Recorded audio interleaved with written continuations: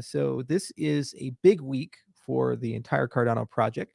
Whole Cardano Foundation executive leadership senior management is here in Colorado, and we're having a lovely time in a series of seminars, workshops, and discussions about structuring a better open source project for Cardano. So as many of you know, Cardano's code is under an open source license, but the curation of it has been rather federated in nature. And we've gotten to a point where there are so many people in the community, so many projects in the community. There's, I think, more than 400 dApps that are being built right now. A lot of those biased towards the second half of the year after the Vossel hard fork. But in any event, there's tons of engineers floating around in many different companies, from DC Spark to Twig to Well-Typed, and obviously our company and the foundation itself. And so there's a big question about how does one structure all of that, put all those pieces together. And we've been working really closely with a lot of different people in the last 9 months to have those conversations. And we're starting to converge on a strategy that will be kind of built in layers. And these workshops are a pivotal component of that.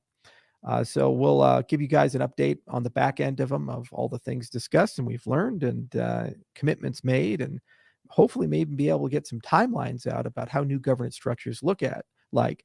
But we've looked at a lot of different successful open source projects. For example, the Mozilla Foundation, the Apache Foundation, the Linux Foundation. And we've tried to really look at how they handle everything from how does one become a contributor? How do you measure merit of contributions? What type of standards processes need to be followed?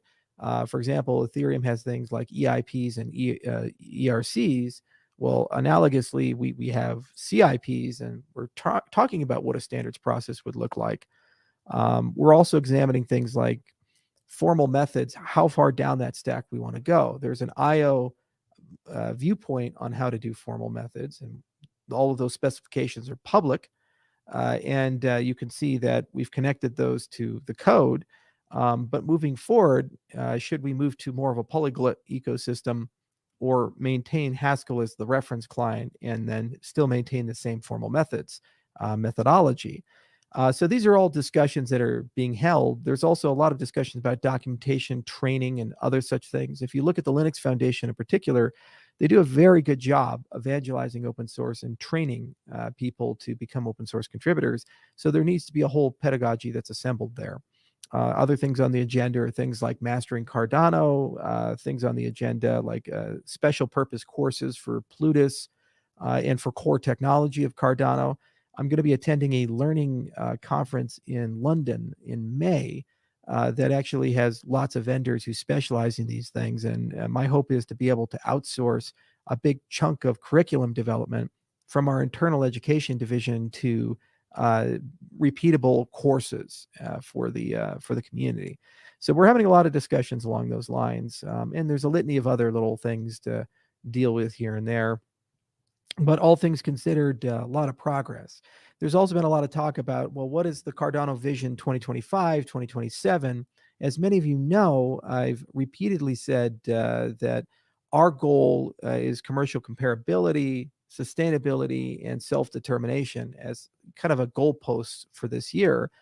Things like pipelining and input endorsers, Mithril, sidechains, these things in that bucket really get us where we need to be in that first category. In terms of sustainability, there, things like UTXO HD, a lot of the improvements we've made to the system and optimizations we've made alongside Mithril, that sustainability category we think will be fine, meaning that the network can scale to millions to billions of users and it's not going to fall in on itself.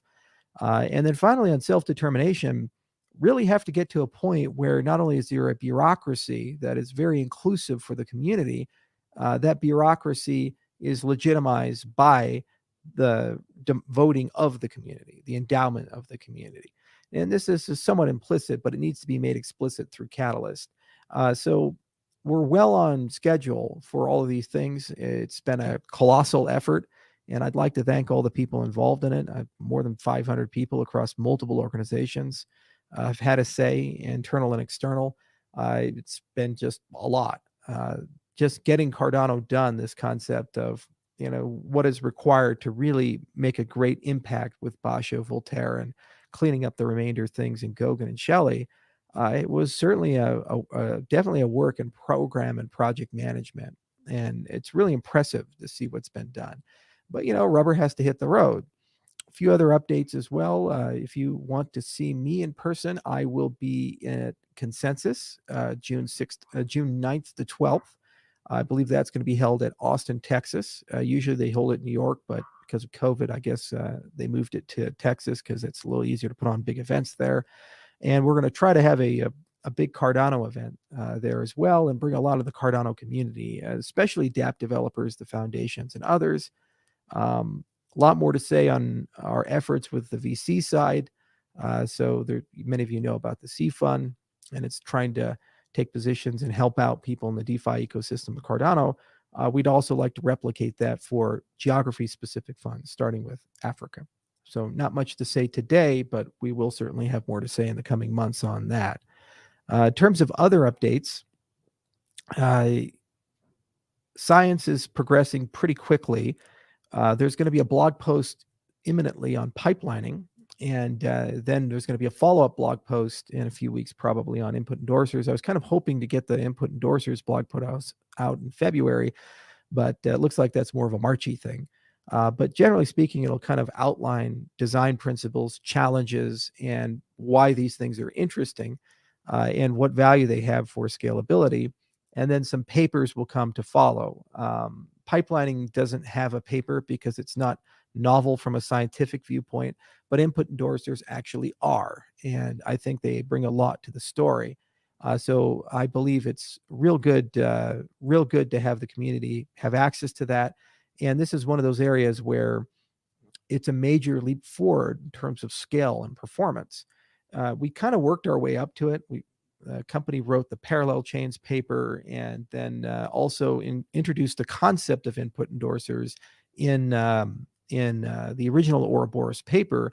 And then if you guys are really astute about our publications, you would have noticed the Ledger Redux paper as well. So the corpus has kind of been moving and stacking towards a direction, but you have to put a design on the table.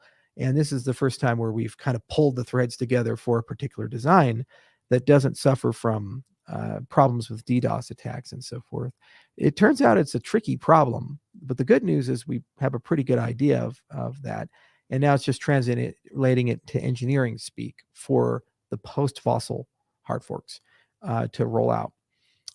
So that's going to be a lot of fun to talk about. Another big event that is imminent, so it's coming this month and next month, is the launch of Mamba. Now, Mamba has been in the works for years. It's the Ethereum Classic code base that we took and ported and modified, put OBFT on top of, and now are bringing to Cardano. And what Mamba is it's an introduction to the entire sidechain strategy for Cardano. So many of you know, the paper I wrote back in 2016, the Why Cardano, talked about this idea of the Cardano settlement layer and then the Cardano control or computation layer. We kind of use both terms in the documentation. But basically the idea is that the settlement layer would establish a root of trust, be very safe and very effective, and built in a way that it could easily spin up these computation layers that would have different computational and accounting models. So the biggest difference between us and Ethereum is we use extended UTXO and Plutus. Ethereum uses Solidity and EVM. It's a counts-based model. Okay, so you can try to emulate that on the base ledger, but it adds a lot of unnecessary bloat and complexity and attack vectors.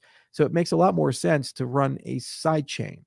So for years, we've been chasing different ideas of how to operationalize that, what technological foundation should it be under. We looked a lot at the K framework, for example, and other ideas.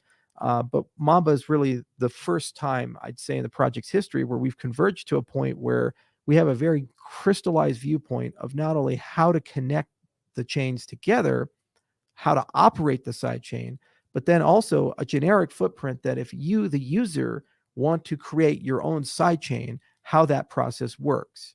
Now, why this is so exciting for stake pool operators and people who run the sidechains is that it actually creates separate revenue streams. If you have sidechains, they can have their own tokens and tokenomics. And if you're a stake pool operator and you're operating not just Cardano, but also the sidechains, means that you'll actually get multiple tokens in your revenue stream for running your consensus node, which is real exciting if you think about it. So there's certainly a lot to come in the next 60 days about that story. And throughout the year, you kind of see this stuff roll out. Milkomeda kind of demonstrated already how a third party would do that. And then obviously the Mamba approach is a different way, and hopefully the canonical way, because it's made an abstraction so many people can follow that. Future chains will be things like, for example, the Catalyst voting network. That's run the Jormungandr code. It'll converge the same type of technology that Mamba has, and then it'll be a sidechain of Cardano and run by Cardano. And hopefully you, the community, will launch lots of these things. So look for that as well. We should have a lot more to say at Consensus about it. We'll do some presentations, and we'll have some of the people who are core parts of that team come out and kind of play around with it. Also, it means you'll be able to do hackathons in both Plutus as well as Solidity and EVM. So it's really up to you to decide what programming model makes the most sense. It's a bittersweet thing when you look at all the progress that's made and where we're at. It's bittersweet from the perspective that we're almost done with the original vision of all the things one would need for a third generation cryptocurrency. And it's a beautiful vision. It's been a long road. It's been a lot of work. Never in my wildest dreams did I imagine that we would have made so much progress and solved so many amazing problems. And now the next phase, when you say things like self-determination, self-governance, means that it's going to be as much you, if not more so, than it is anything I could ever come up with. So I'm excited to work with you guys in the community. I'm excited to see where these open source project structures grow. As many of you know, I'm a huge supporter of floss. We have a policy here at IO not to pursue intellectual property. We've never, despite the fact publishing 130 papers, filed for a patent. And all our software that I'm aware of is under some form of open source license. If we ever release it in a public repo, I mean, there's obviously code that we write internally, but we always end up open sourcing it at some point. So we believe in that. But it's one thing to say others can take it and do what they will. It's another thing to say, let's work with others towards a common goal and build. And that requires a different mindset, management structure, mentality. It also requires an acknowledgement that things may be a little tougher when it's just a small group of people, or you can get everybody in a room and eat a pizza with them and talk it out. You can get things done fast. But when you talk about millions of people and trying to give everybody a voice, that's a difficult one. And that's something that requires a lot of more advanced governance tools and strategies. And in my view, that is the ultimate USP of Cardano. No matter how smart your founder is or capable, they all have their flaws and they all have their benefits, but no one is smarter than everyone, and no one is more capable than everyone. So the better job we do at bringing the community together and giving a solid governance and operational structure and a good bureaucracy for the open source project that is effective, the faster we can converge to brilliance. Now, there is a cost to that. The longer you invest in giving everybody a voice means the slower things come out. So there's always a balancing act between agility and speed and inclusivity and due diligence of ideas. So the good news is that we're not doing this alone. There's more than 40 years of history about distributed open source projects. In the last 20 years in particular, I'd like to believe enormous progress has been made, as demonstrated by the fact that the majority of infrastructure that we use in the world is based on open source software. And despite the fact that people are in great conflict at times with each other, there's nothing in the world that I know of that can bring the whole world together quite like open source software. So hopefully this week will give a lot of clarity. We've retrained a small legion of experts. We've gotten a lot of consultants in who've done this a lot to kind of help us along. And it is really exciting to see the transformation of Cardano towards that end. And it's also exciting to see merging that with Catalyst, because you have built in all these amazing voting tools and a treasury system, which means that You have the holy grail of open source. You have a place where people feel like they have a voice.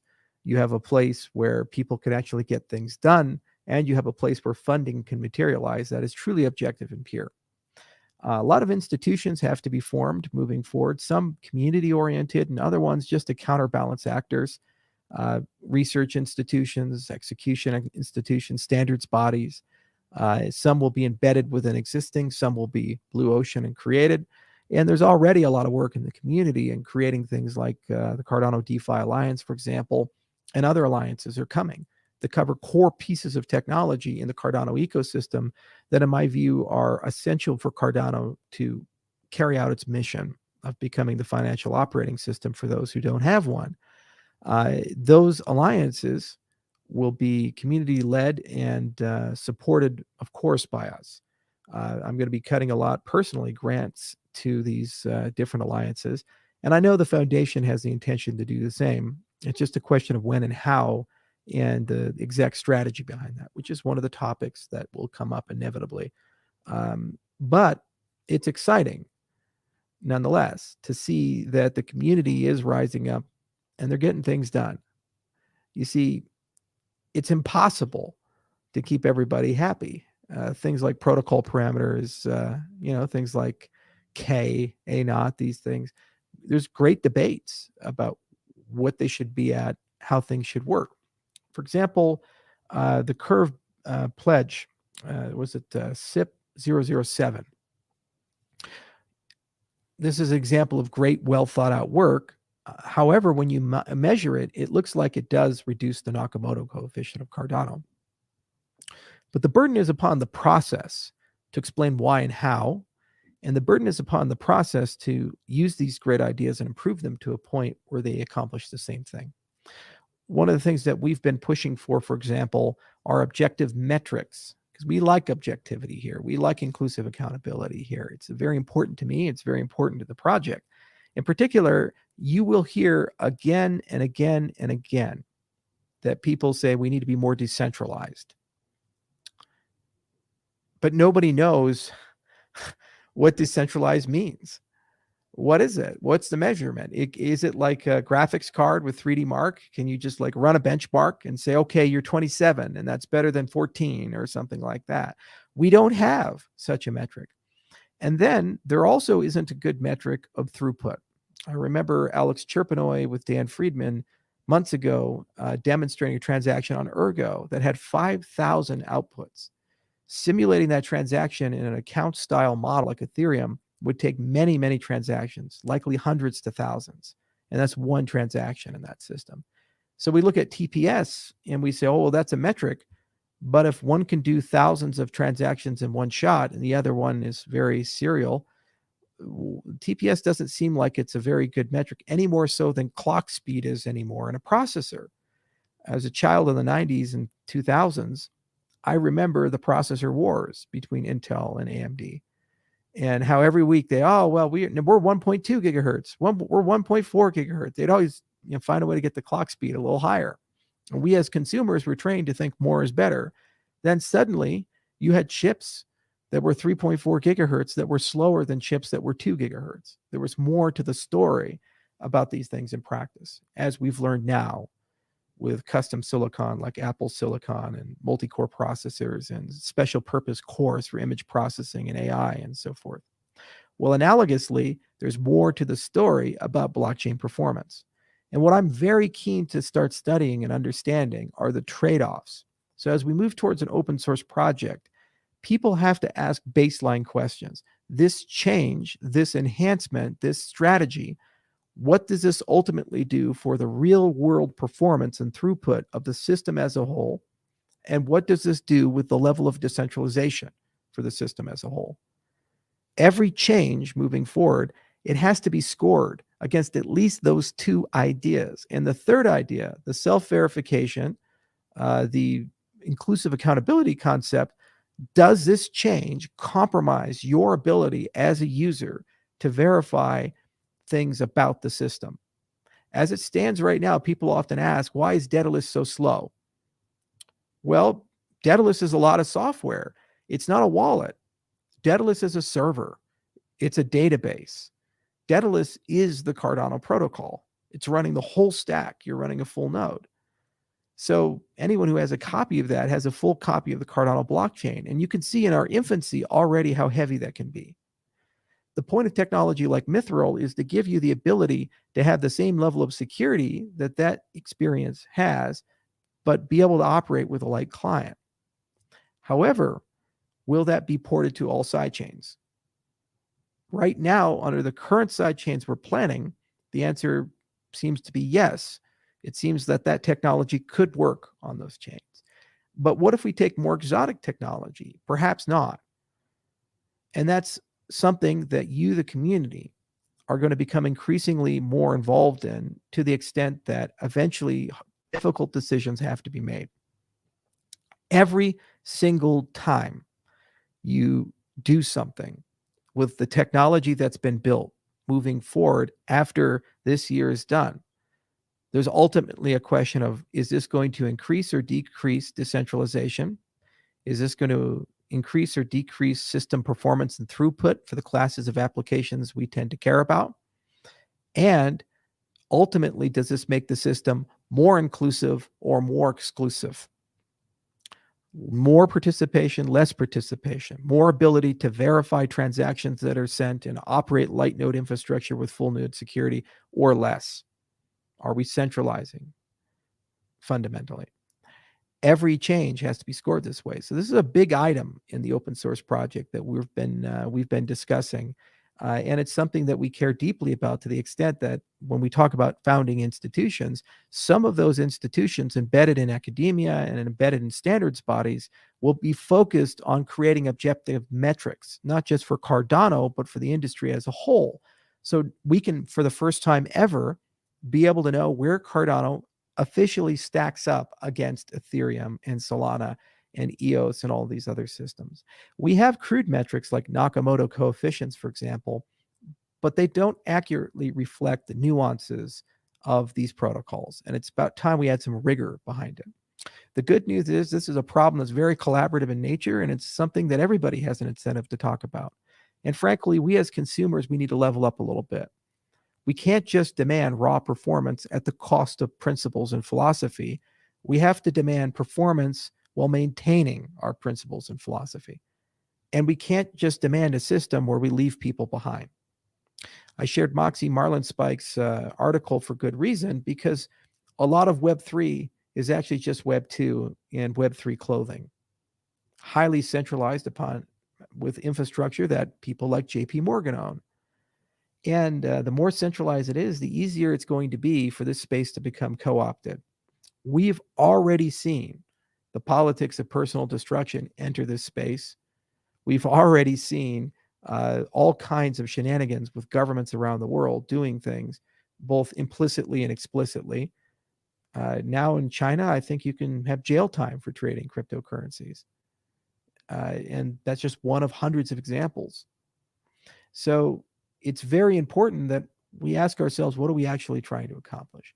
That brings me to my final point, which is the kind of a constitution or a Bill of Rights or some fundamental principles. They've always been implicit in why Cardano and in the Cardano community, and Bitcoin has them implicit in the code. And if one was asked, what are the principles and values of Bitcoin? And a lot of people would say things like the monetary policy, for example. There will only ever be 21 million Bitcoin. Put their hand on the table. No monetary policy changes, ever. Ethereum does change its monetary policy with EIP 1559 and others, and more to come. And that's fine, but that's a philosophical difference between these two ecosystems. One of the least developed areas, in addition to metrics, is the idea of meta governance, constitutions, the idea that blockchains need some form of governing principles that are explicitly there and understood. Some of you know, I invested 20 million to Carnegie Mellon University to set up a center for formal mathematics. One of the things that the center is trying to do, and it's somewhat analogous to where we're at as an ecosystem, is it's trying to capture mathematics as mathematicians understand it, which is built to communicate to other mathematicians, and make it machine understandable. So take things that were in LaTeX or handwritten, things that exist in presentation code, but not in code that a machine can have an opinion on, and get it constructively to a point where a machine could understand it. Now, this is one of the hardest things you can do, and it's the first time math has gone for a major rewrite in 120 years since David Hilbert and the rest of the gang were running around like Gödel and Turing and so forth. Now, analogously, there's a question of how much should the ethics, the integrity, the soul, the intentions of the system be machine understandable? Because if they're machine understandable, you can then build protocols that can actually operate on the intent and embed them as kind of a regulator of the system for all smart contracts. This comes up a lot in the privacy space. People want confidentiality and privacy, but at the same time, they don't really like the consequences of confidentiality and privacy in certain areas. So while we would love to see dissidents in Russia who are protesting the war in Ukraine have a system that gives them the ability to freely associate and get funding and be able to express themselves and resist the government, at the same time, many people wouldn't like that same set of tools being used for child sex trafficking or terrorist financing. You see, same technology. So governance of these systems is very important. And you can't just trust a government, because if you trust the United States, for example, the same backdoors, the same process will inevitably be used by Russia or Iran or another government, China. You see, so these are complicated things. And the level of machine understandability of the ethics of the system, the intent of the system are very important. Cardano is right up there with all of the best-in-class smart contracting systems. As the expressivity of the system grows, and as we add sidechains, every person who has something becomes a subset of Cardano, which effectively means that Cardano will eventually have more capabilities, in my view, than any other cryptocurrency, because we can, like the Borg, just absorb their technology over time. When we have all of that, because we have all these capabilities, millions of people will come in and use this technology in different ways. Some ways good, some ways not so good. Many people ask me, where did the name Cardano come from? It was Girolamo Cardano. Now, I picked him for good reason, because he wasn't a good person, but he wasn't a bad person. He was a nuanced person of the Italian Renaissance. Brilliant mathematician. He was a doctor, also a complete scoundrel. And he invented pieces of probability theory for gambling.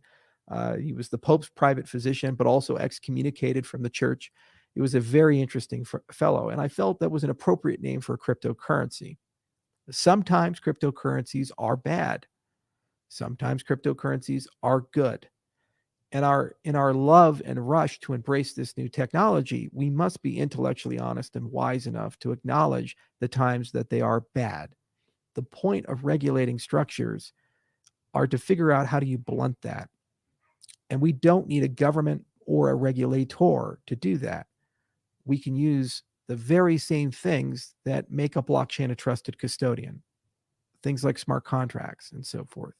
So the meta point of this governance experiment, as we move into this complete open source project throughout this year and build all these institutions, is a deep conversation about the Bill of Rights of Cardano, the Constitution of Cardano, the fundamental things that are difficult or damn near impossible to change, and making sure that those are established well and they're machine understandable to the extent where Cardano itself can then enforce that as people attempt to change it and update it for the future. This is probably the most ambitious part and most dangerous part of the Cardano project. We go from writing papers in science to things like real hard engineering to unsolved problems that may never fully be solved. There is no government in the world people are universally happy with. There is no policy or person so beloved that it is considered beyond reproach. Humans like diversity, which is why we have many languages, many cultures, many religions, and it's not going to change anytime soon. So no matter what we end up converging to, some people won't be happy. But if we do a good job, at least those people will be heard and still have a voice and still have a say and probably can still use the technology of Cardano for the things that they care about. That's the great challenge before us. So it's been a hell of a ride, and that's why it's so bittersweet. Everything changes, and you get to make sequels, but it's never quite the same as the original movie, and that's okay. And I know that we can get this done, though, because I got all of you, and there's a lot of really brilliant people in this community. We've built a relationship over the last 6 years. I'm never going to stop the AMAs. I'm never going to stop broadcasting live from warm, sunny Colorado, sometimes other places. Hell, I might even go to space one of these days. We got too many people that are in those circles for them not to sell me a ticket on one of those rockets. But despite all the shenanigans and the ups and downs and the craziness and just the daily grind, what makes this job so special and what makes everything so special is the fact that I really do get to work with the best people. And we're all on a mission together. We ultimately, at this company, want to improve the systems of the world for everyone everywhere. It's what we've always tried to set out to do. Come October, I'm going back to Bermuda. Many of you got on this boat either with the whiteboard video in 2017 or the TED Talk from 2014 that I did. That TED Talk in 2014, I made a lot of commitments and promises. I wrote a check that I didn't quite have the cash, the money to cash. I said, this technology is going to go change the developing world and bring economic identity to everybody. 8 years later, when we look back at all of this, it is really remarkable and amazing that it looks like we can actually cash that check now. The technology is evolving to the point where people in the developing world can live completely within the crypto ecosystem. Don't believe me? Look at El Salvador and the experiment they're running. An enormous progress has been made in Southeast Asia and in Africa. The third largest adopter of Bitcoin and cryptocurrency is Nigeria in the world. That's just 8 years. It went from nothing to that. And it's